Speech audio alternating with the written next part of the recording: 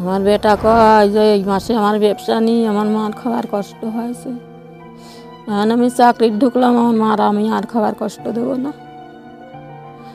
সেই বেটা চলে গেল, আমার খাবার কিটা দিবি?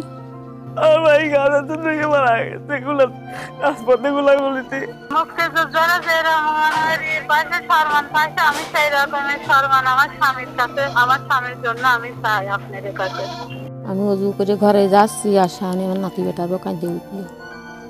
আমি এসে কছি কি হয়েছে ওর তু কি হয়েছে, কাঁদিস কে? এখন কছে ও দাদি আপনার সওয়াল গুলে লেগে মরে গেছে। শ্যান বাবা আর আমি তো নিয়ে ওরে আল্লাহ, আমি তাজা বেটা হারা দিলাম, কিটা আমার বুকিট আমার বেটা কাড়িয়ে নিল, তার বিচার আল্লাহ করো। আমার বেটা কয় যে এই মাসে আমার ব্যবসা নিয়ে আমার মার খাবার কষ্ট হয়েছে, এখন আমি চাকরি ঢুকলাম, আমার মার আমি আর খাবার কষ্ট দেবো না। সেই বেটা চলে গেল, আমার খাবার কিটা দিবি? তো ভাড়া আইসে, আসার পর বউ ডাকেছে ওখানে, আমার বেটা কয়েছে আমি আসতেছি, অসুবিধে নেই। তারপরে ফোন দিছে, আর শান বেটার খোঁজ পায়নি। তারপরে খুঁজে বেড়াইছে শাওনি, একজন যা ফোনে তুলে নিয়ে দেখাইছে, শাওনি গা খোঁজ করি বাই করেছে। এখন আমার কি ডা দিবি বেটা, আমার খাতি, আমার বেটা তো পলাইলই। আগে কুলফি মালার ব্যবসা করতো, এখন হচ্ছে এই বৃষ্টির সময় ব্যবসা হয় না, তো ঢাকা গার্মেন্টসে চাকরি নিয়েছিল 1 মাস। সেদিনকে আমার ছোট ভাই বাসায় ছিল না, ওই দিকে আবার গোলাগুলি হচ্ছিল। আমার মা আবার এসে করছে কি হচ্ছে গিয়ে রাব্বি বাসায় নাই, যে হচ্ছে গিয়ে রাব্বির খুঁজে নিয়ে আসো। আমার আব্বু আবার উঠছে, উঠে মুখ টুক ধুয়ে আমার ওই ছোটো ভাইরই খুঁজতে গেছিল।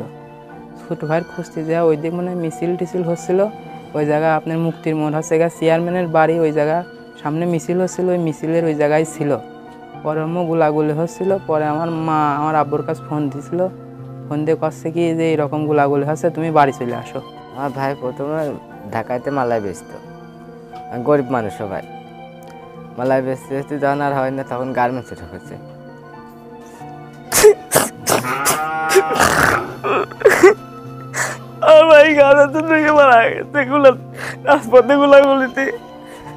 আমি সরকারের কাছে চাই, আর এই সংসারে হাল ধরার সাথে আমার ভাই গার্মেন্টসে ঢুকছে।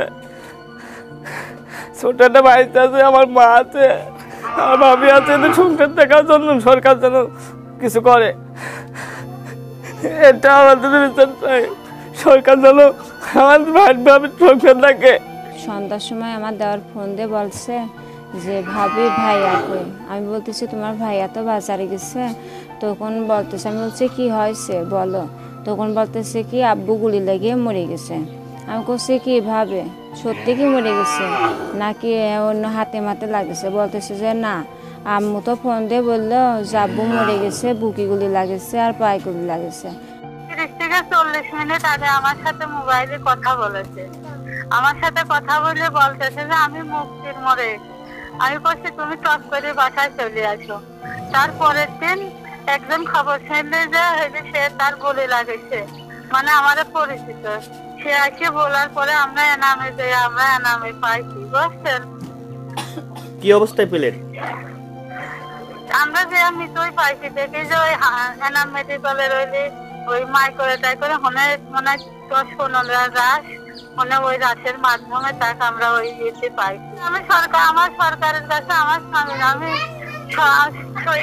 শহীদ হিসাবে আমার আপনাদের কাছে এটা দাবি তো আছে। মুক্তিযোদ্ধারা যেরকম পাইছে সম্মান পাইছে, আমি সেই রকমের সম্মান আমার স্বামীর কাছে, আমার স্বামীর জন্য আমি চাই আপনাদের কাছে। পুলিশে গুলি করেছিলি বুঝছেন, উপর 4 তলায় থেকে গুলি করেছিলি।